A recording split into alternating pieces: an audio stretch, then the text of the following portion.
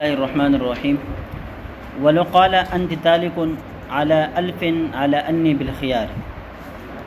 ایک شخص نے اپنی بیوی سے کہا کہ تجھے طلاق ہے 1000 روپے کے بدلے على انی بالخيار، اس شرط کے ساتھ کہ مجھے اختیار ہوگا، یعنی 3 دن تک مجھے اختیار ہوگا کہ میں فیصلہ کر دوں کہ 1000 روپے لے کر تجھے طلاق دیتا ہوں یا نہیں دیتا۔ او علی انک بالخیار 3 ایام، یا عورت سے کہا کہ میں تجھے 1000 روپے کے عوض طلاق دے دیتا ہوں، لیکن تجھے اختیار ہے 3 دنوں کے اندر تو غور کر لے، فکر کر لے آپ نے کیا کرنا ہے، قبول کرنا ہے یا نہیں کرنا ہے۔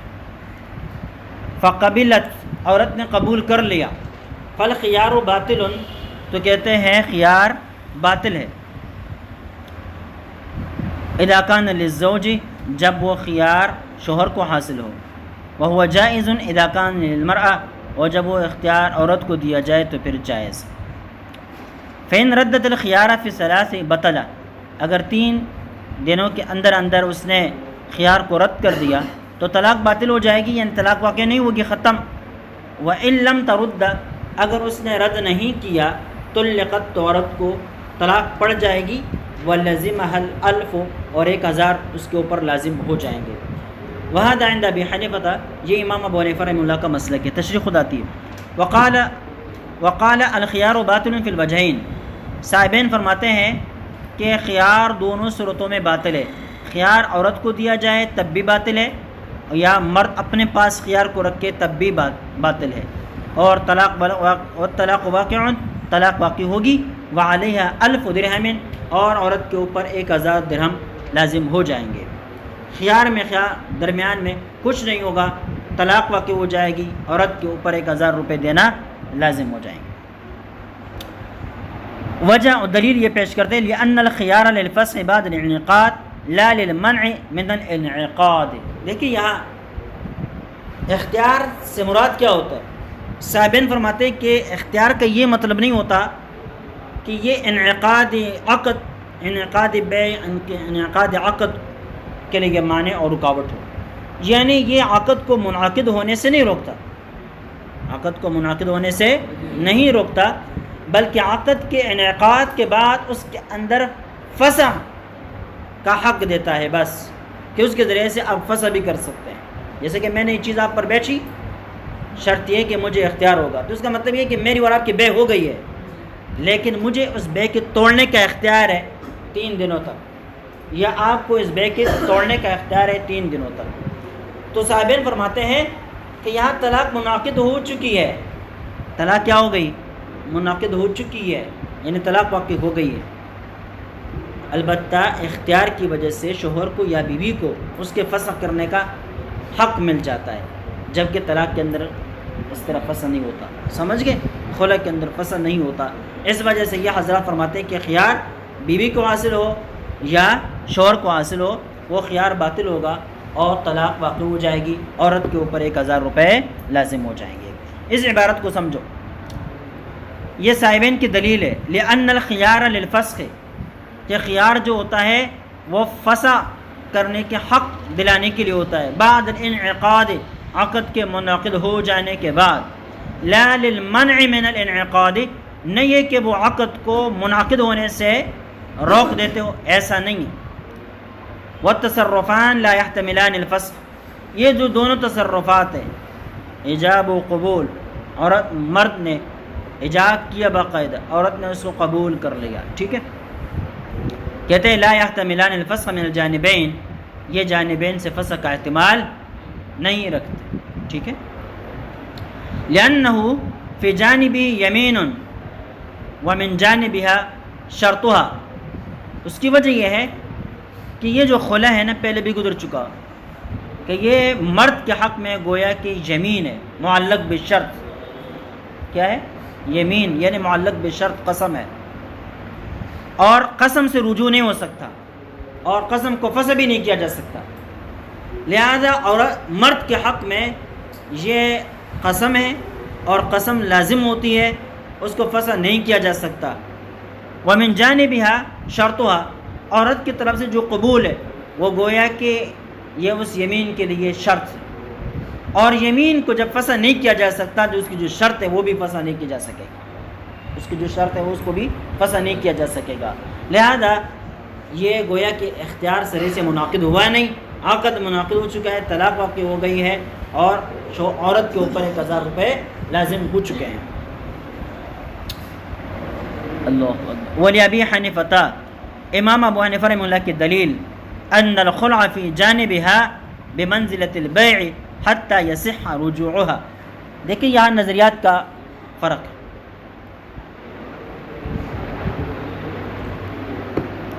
امام صاحب فرماتے ہیں کہ دونوں نظریں اس کی نسبت اگر شوہر کی طرف کی جائے تو یہ یمین ہے، ٹھیک ہے، فسخ کا احتمال نہیں رکھتی، لیکن اگر اس کی نسبت عورت کی طرف کی جائے تو پھر یہ بمنزلِ بیع کے ہے، بمنزلِ بیع کے ہے، اور بے فسخ کا احتمال رکھتی ہے، بے فسخ کا احتمال رکھتی ہے۔ لہذا جب اختیار شوہر کے لیے ہوگا تو اختیار باطل ہوگا، کیوں؟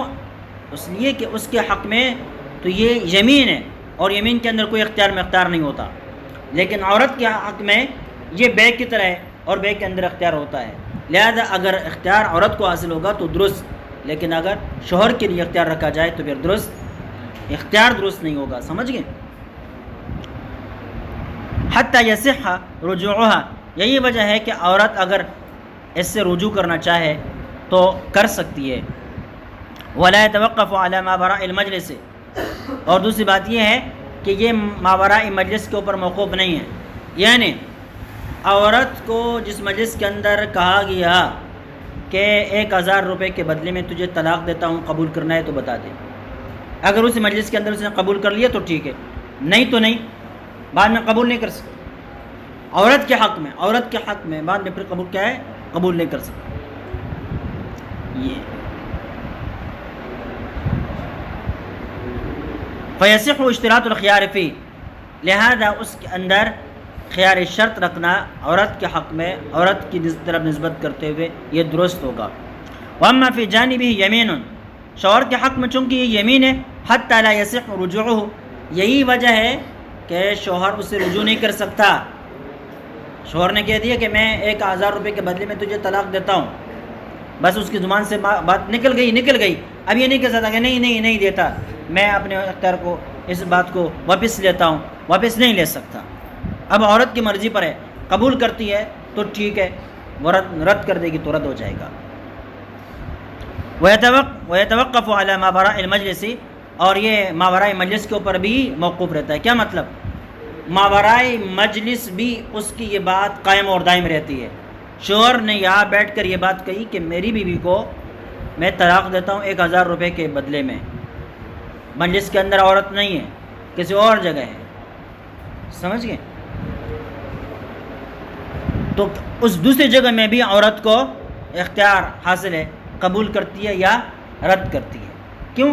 اس لیے کہ شوہر کے حق میں یہ یمین ہے، اور یمین جہاں پر بھی ہو اس سے رجوع نہیں ہو سکتا، وہ قائم دائم رہتی ہے جب تک کہ سامنے والا آدمی وہ معلق شرط کو رد نہ کیا جائے، ٹھیک ہے؟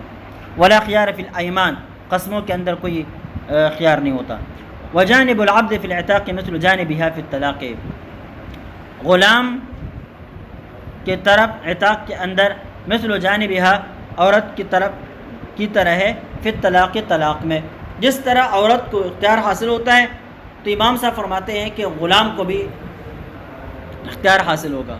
کیا کہا کہ بھائی جب آقا نے کہا کہ میں اس غلام کو 1000 روپے کے بدلے میں آزاد کر دیتا ہوں، 1000 روپے میں کیا کر دیتا ہوں؟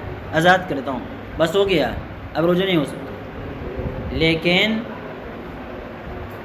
غلام جو ہے اس کو اختیار ہے، قبول کرتا ہے یا رد کرتا ہے، جیسے کہ عورت کو اوپر اختیار تھا اس طرح یہ غلام کو بھی اختیار ہوگا۔ ومن قال لامرأتي طلقتك أمس على 1000 درهم فلم تقبلي فقالت قبلت فالقول قول الزوج، ومن قال لغيره بعت منك هذا العبد ب1000 درهم أمس فلم تقبل فقال قبلت فالقول قول المشتری۔ ایک شخص نے اپنی بیوی سے کہا کہ میں نے تجھے کل 1000 روپے کے بدلے میں طلاق دے دی تھی لیکن تم نے قبول نہیں کیا تھا. فقالت قبلت، عورت نے کہا میں نے تو قبول کر لیا تھا، گویا کہ مجھے طلاق پڑ گئی ہے، میں آزاد ہوں. فالقول قول الزوج، اب یہاں دونوں کے اندر اختلاف آیا. شوہر کہتا ہے میں نے بات تو کہی تھی لیکن تو نے قبول نہیں کی تھی، اس نے کہا میں نے قبول کر لی تھی. دونوں کے اندر میرا اختلاف آ گیا. تو اب اختلاف کی صورت میں بات کس سے قبول ہوگی؟ کہتے ہیں شوہر کی بات کا اعتبار کیا جائے گا. اب اگر عورت نے گواہی پیش کر دی تو ٹھیک ہے، نہیں پیش کر سکی تو بات شوہر کی مانی جائے گی، البتہ قسم کانی ہوگی. ومن قال لغیری، ایک شخص نے دوسرے سے کہا بعت منک هذا العبد، میں نے یہ غلام تجھ پر بیچا تھا ب1000 درہم امس، 1000 روپے کے بدلے میں کل، فلم تقبل، لیکن تو نے قبول نہیں کیا تھا. فقال قبلت، اس آدمی نے کہا میں نے تو قبول کر لیا تھا بھائی. فالقول قول المشتری، تو یہاں سامنے والے آدمی مشتری کی بات کا اعتبار کر لیا جائے گا. اوپر شوہر کی بات الٹا، عورت کی بات نہیں مانی جا رہی. یہاں کس کی بات مانی جا رہی؟ سامنے والے جو آدمی یا مشتری ہے اس کی بات مانی جا رہی ہے. وجہ الفرق، دونوں مسئلوں میں فرق، ان طلاق بالمال یمین من جانبی، کہ طلاق بالمال یہ شوہر کی طرف سے یمین ہوتا ہے. کیا ہوتا ہے؟ یمین.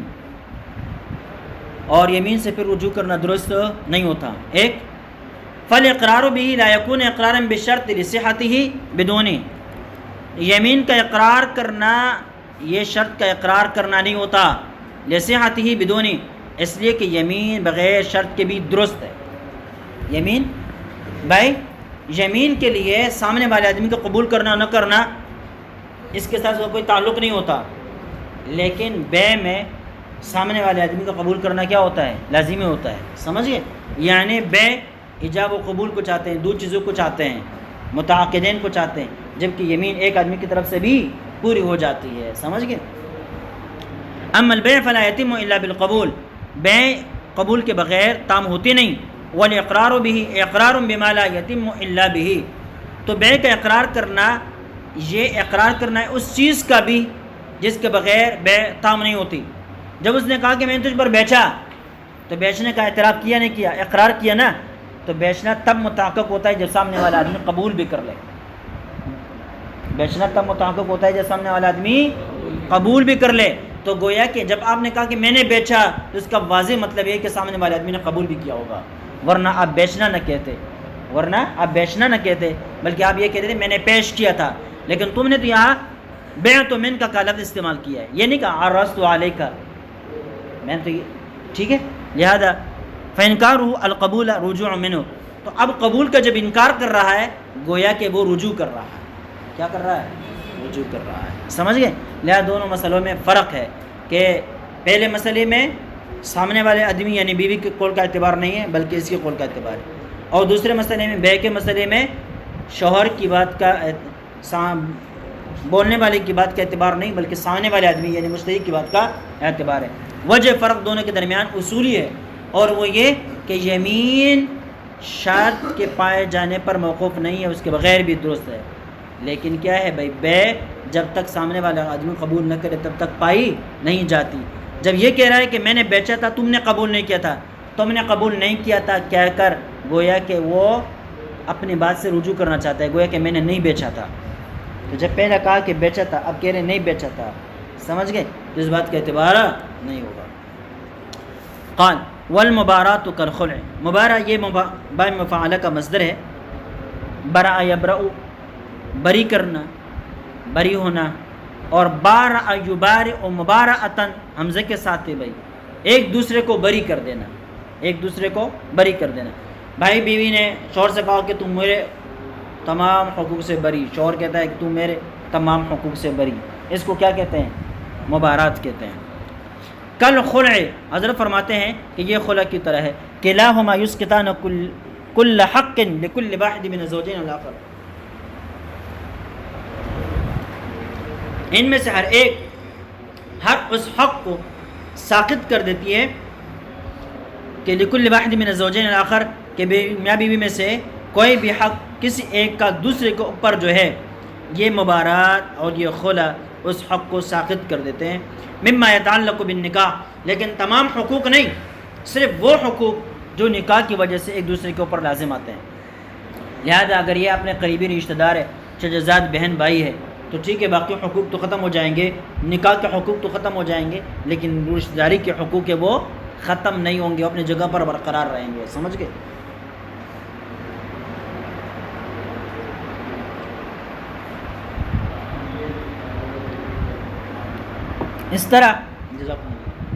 اس طرح عورت کا شوہر کے اوپر کوئی قرض ہے یا شوہر کا بیوی کے اوپر کوئی قرض ہے اور ان دونوں نے مبارات کر دیے، تو مبارات جو نکاح کے حقوق ہے وہ تو ساقط ہو جائیں گے، لیکن ایک دوسرے کے اوپر جو قرض ہے وہ ساقط نہیں ہوگا. سمجھ گئے؟ اس وجہ سے کہتے ہیں مما یتعلق بالنکاح، نکاح سے متعلق جو حقوق ہے وہ ساقط ہو جائیں گے، ہر حق ساقط نہیں ہوگا. وقال محمد لا يسقط فيهما الا ما سمياه، امام محمد رحمہ اللہ فرماتے ہیں کہ صرف وہی حقوق ساقط ہوں گے جن کا انہوں نے ذکر کیا ہے. وابو یوسف معه في الخلع، امام ابو یوسف رحمہ اللہ امام محمد کے ساتھ خلع کے معاملے میں، ومع ابی حنیفہ فی المبارات، اور مبارات کے معاملے امام حنیفہ کے ساتھ ہے. لمحمد، امام محمد کی دلیل یہ ہے ان هذه معاوضہ، کہ یہ کیا ہے؟ معاوضہ ہے. وفی المعاوضات یعتبر المشروط لا غیر، معاوضات کے اندر اس چیز کا اعتبار ہوتا ہے جس کا وہ ذکر کر دیتے ہیں. بھائی یہ چیز بیچتا ہوں تو صرف یہی چیز بکے گی نا، اتنے پیسے پر بیچتا ہوں تو وہی لینے لازم آ جائیں گے نا، زیادہ تو نہیں. ولی ابی یوسف ان المبارات مفاعلۃ من البراءۃ، امام یوسف رحمہ اللہ فرماتے ہیں کہ مبارات کے اندر یہ مفاعلہ ہے، براءت سے ہیں. فتقتضی من الجانبین، لہذا دو طرفہ تقاضا کرتے ہیں کہ یہ دو طرفہ ہو. اللہ اکبر. وانه مطلق، اور چونکہ وہ مقید ہے، قیدنا بحقوق النکاح، لہذا ہم نے نکاح کے حقوق کے ساتھ اس کو مقید کیا. کیا مطلب؟ کہ تو میرے طرف سے ہر چیز سے بری ہے، اور عورت بھی کہتی ہے تو میرے طرف سے ہر چیز سے بری ہے. اس کا مطلب یہ تمام حقوق قرض کے ہو، رشتہ داری کے ہو، سارے کے سارے ساقط ہو جائیں. تو سارے کے سارے تو ساقط نہیں ہوں گے نا، تو کہتے ہیں صرف نکاح کے حقوق ساقط ہو جائیں گے. لدلالۃ الغرض، غرض کی دلالت کی وجہ سے. آپس میں لڑائیاں ہیں، جھگڑے، اختلافات، اس کو ختم کرنے کے لیے یہ طریقہ ہے کہ عورت کہے کہ بھائی میں تجھے کچھ نہیں مانگوں گی، بس میری طرف سے تو بری ہے، اور شوہر کہے کہ چلو میری طرف سے بھی تو بری ہے، ہر چیز سے لڑنا جھگڑنا ختم. اما الخلع فمقتضاہ الانخلاع، جبکہ خلع کا مقصد کیا ہوتا ہے؟ الانخلاع، جدائی حاصل کرنا مقصود ہوتا ہے. وقد حصل فی نقض النکاح، اور جب کہ جدائی نکاح ٹوٹ جانے کی وجہ سے خود بخود حاصل ہو گئی. ولا ضرورت لانقطاع الاحکام، لہذا خلع میں احکام کو ساقط کر دینے کی کوئی ضرورت نہیں ہے. ولی ابی حنیفہ منصفمات ان الخلع ينبئ عن الفصل، کے خلع یہ معنی کیا ہے؟ فصل، جدائی کا فائدہ معنی دیتا ہے. ومن خلع النعل وخلع العمل، اسی سے خلع النعل یعنی جوتی اتارنا ہے، عمل کو ختم کر دینا ہے کہ بالکل اس سے سبکدوش ہو جائے، الگ تلگ ہو جائے. ومطلق کالمبارات، اور یہ خلع بھی مبارات کی طرح مطلق ہے. فیعمل باطلاق ما فی النکاح واحکام وحقوق، لہذا یہ دونوں اپنے اطلاق کے ساتھ عمل کریں گے نکاح میں، اس کے احکام میں، اس کے حقوق میں. یعنی جو احکام مسئلہ جتنے بھی خلع کے ہیں، جو حقوق خلع کے ذریعے ساقط ہوتے ہیں وہ تمام حقوق مبارات کے ذریعے سے بھی ساقط ہوں گے، اور جو مبارات کے ذریعے ساقط ہوتے ہیں وہ خلع کے ذریعے سے بھی ساقط ہوں گے. ومن خلع ابنته وصغيرة بمالها لم يجوز عليها، ایک شخص نے اپنی چھوٹی بیٹی کا خلع کروا دیا بیٹی ہی کے مال سے، لم یجوز علیہا، تو یہ درست نہیں ہے. یعنی بیٹی کا مال دے کر شوہر سے اس کو آزاد کروایا تو کہتے ہیں یہ خلع جائز نہیں ہوگا. لأنه لا نظر لها فيه، اس لیے بچی کا مال دے کر اس سے خلع کروا رہے ہیں تو یہ گویا کہ بچی کا مال خرچ کرنا یہ اس کے ساتھ کوئی شفقت کا معاملہ نہیں ہے. اذ البضع فی حالت الخروج غیر متقوم، اس لیے کہ بوزہ جو ہے حالت خروج کے اندر متقوم نہیں ہے. والبدل متقوم، جب کہ بدل خلع وہ متقوم ہے، اور غیر متقوم کے بدلے میں شے متقوم کیسے لیا جا سکتا ہے؟ سمجھئے؟ بخلاف النکاح لأن البضع متقوم عند الدخول، نکاح کے برخلاف کے اس کا نکاح کرا کے یہ درست ہے. کیوں؟ لأن البضع متقوم عند الدخول، اس لیے کہ بضع متقوم ہوتا ہے دخول کے وقت. ولہذا یعتبر خلع المریضۃ من الثلث، یہی وجہ ہے کہ مریضہ کا خلع ایک ثلث سے معتبر ہوتا ہے. کیا مطلب؟ ایک عورت بیمار ہے، بیماری کی حالت میں وہ خلع کرتی ہے، وہ خلع پورے مال سے درست نہیں ہوگا، ایک تہائی مال سے درست ہوگا. کیا ہوگا؟ ایک تہائی مال سے. و نکاح المریض بیمار المثل من جمیع المال، اس طرح اگر مریض نکاح کرتا ہے حالت مرض کے اندر تو بھائی وہ کروڑوں مہر مقرر کرتے ہیں، لاکھوں مہر مقرر کرتے ہیں، نہیں، ایک مہر مثل کے مطابق درست ہوگا، اس سے زیادہ نہیں ہوگا۔ وَإِذَا لَمْ يَجُزْ لَا يَسْقُطُ الْمَهْرُ، کہتے ہیں جب یہ جائز ہی نہیں ہے، یہ مطلب یہ ہے کہ یہ خلع جب جائز نہیں ہوا تو شوہر جو مہر کو ساقط کیا گیا ہے نا کہ مہر نہیں ملے گا، چونکہ عورت کا حق ہے، وہ ساقط نہیں ہوگا، بچی کو مہر ملے گا۔ وَلَا يَسْتَحِقُّ مَالَهَا، اور شوہر اس کے مال کا مستحق بھی نہیں ہوگا۔ پھر جب خلع صحیح نہیں ہوا اور شوہر اس کے مال کا مستحق نہیں بنا، عورت لڑکی اس سے مہر لے گی تو جو اس نے جو خلع کا لفظ استعمال کر کے طلاق دی ہے اس کا کیا بنے گا؟ اسے طلاق واقع ہوگی یا نہیں ہوگی؟ کہتے ہیں ثم یقع الطلاق فی روایت و فی روایت لا یقع، ایک روایت کے مطابق پھر طلاق پڑے گی اور ایک روایت کے مطابق طلاق نہیں پڑے گی۔ والاول واسع، لیکن صحیح بات یہ کہ طلاق پڑے گی، لانہ تعلیق بشرط قبول، اس لیے کہ یہ تعلیق ہے باپ کی قبولیت کے شرط کے ساتھ معلق ہے۔ فیعتبر بالتعلیق بسائر شروط، تو جس طرح دیگر تمام شروط ہوتی ہیں کہ قبول کرنے کی وجہ سے وہ لازم ہو جاتی ہے، تو یہاں پر بھی چونکہ باپ نے قبول کر دیا ہے لہذا وہ لازم ہوگا، طلاق پڑ جائے گی۔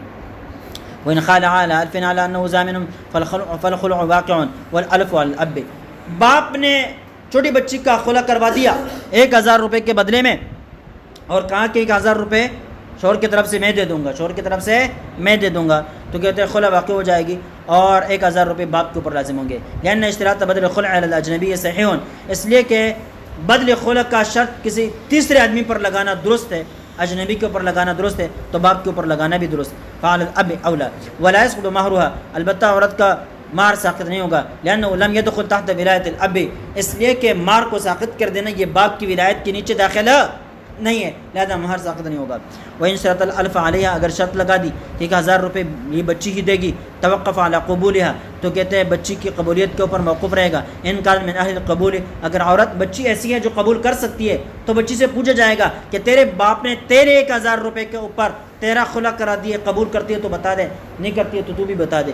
اگر وہ ایسی ہے سمجھدار ہے کہ جانتی ہے کہ خلع کی وجہ سے طلاق واقع ہو جاتی ہے، پھر جدائی آئے گی، مجھے مال دینا پڑے گا، یہ ساری باتیں وہ جانتی ہے، پھر قبول کرتی ہے تو ٹھیک ہے، ورنہ نہیں۔ فإن قبلت وقع الطلاق لوجود الشرط ولا يجب المال، مال لازم نہیں ہوگا، لأنها ليست من اهل الغرامة، مال لازم نہیں ہوگا، خلع واقع ہو جائے گا۔ وجہ اس لیے کہ اگرچہ یہ سمجھدار ہے لیکن یہ توان کو برداشت نہیں کر سکتی۔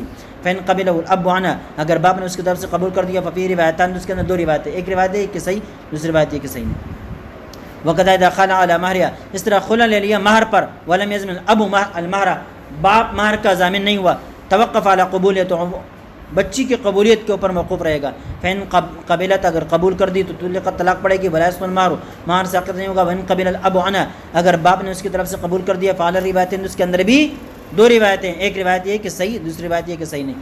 وإن زمن الاب المہر وهو 1000 درہم طلقت، اگر باپ ضامن بن گیا مہر کا اور مہر 1000 روپے ہے، طلقت، تو طلاق پڑ جائے گی، لوجود قبولی، اس لیے قبولیت پائے گئی، وہ شرط وہی شرط تھی، جب شرط پائے گئی تو خلع بھی ہو گیا۔ ويلزم 500 استحسان، اور یہاں 500 دراہم دینا لازم آ جائیں گے۔ دینے کتنے تھے؟ 1000 تھے، لیکن یہاں کتنے ہوں گے؟ 500۔ وجہ یہ ہے کہ بھائی چھوٹی بچی ہے، دخول سے پہلے شوہر نے اس کو طلاق دی ہے، شوہر جب دخول سے پہلے طلاق دیتا ہے تو پھر نصف مہر لازم آتا ہے نا، تو یہاں پر مہر کے اوپر خلع ہے، تو جو شوہر دیتا کتنا دیتا؟ 500 دیتا، تو یہاں پر باپ جو دے گا وہ بھی کتنے دے گا؟ 500 دے گا، ٹھیک ہے۔ اور پھر قیاس یلزم 1000، قیاس کا تقاضا ہے کہ 1000 روپے لازم ہو جائیں گے، اس لیے کہ اصل مہر تو وہی ہے۔ وَأَصْلُهُ فِي الْكَبِيرَةِ، کہتے ہیں یہ مسئلہ جو ہے نا در حقیقت بڑی عورت کے بارے میں ہے، لیکن بڑی عورت کے اوپر چھوٹی کو قیاس کیا ہے۔ وہ کیا؟ اذا اختلط قبل الدخول علی 1000، اگر جو ہے بڑی عورت 1000 روپے پر خلع کر لے دخول سے پہلے، ومہر 1000، اور اس کا مہر جو ہے 1000 روپے ہو، ففی القیاس علیہا 500 زائدہ، تو قیاس کا تقاضا یہ کہ 500 روپے اور زیادہ دینے پڑیں گے۔ کیا مطلب؟ ایک تو 1000 روپے جو ہے نا وہ تو مہر ہے، ٹھیک ہے، اس کے نصف کر دی تو 500 ہو گئے، کتنے ہو گئے؟ 500 ہو گئے، وہ دینے پڑیں گے، ساتھ 1000 روپے کے اوپر مہر بھی ہے، خلع بھی ہے، تو 500 روپے اضافی دینے پڑیں گے، سمجھ گئے؟ قیاس کا تقاضا تو یہ۔ وفی الاستحسان، استحسان کا تقاضا لا شیء علیہا، عورت کے اوپر کچھ بھی نہ ہو، لأنه یراد بھی عادتاً حاصل ما یلزم لہا، اس لیے کہ عادتاً سے مراد وہی ہوتا ہے، اس چیز کو حاصل کرنا ہوتا ہے جو عورت کے اوپر لازم ہوتا ہے. سمجھ گئے؟ جو شوہر کے اوپر لازم ہوتا ہے، لہا عورت کے لیے. تو شوہر کے اوپر عورت کے لیے 500 دراہم لازم تھے، تو یہاں پر بھی کیا ہوں گے؟ وہی 500 درہم لازم.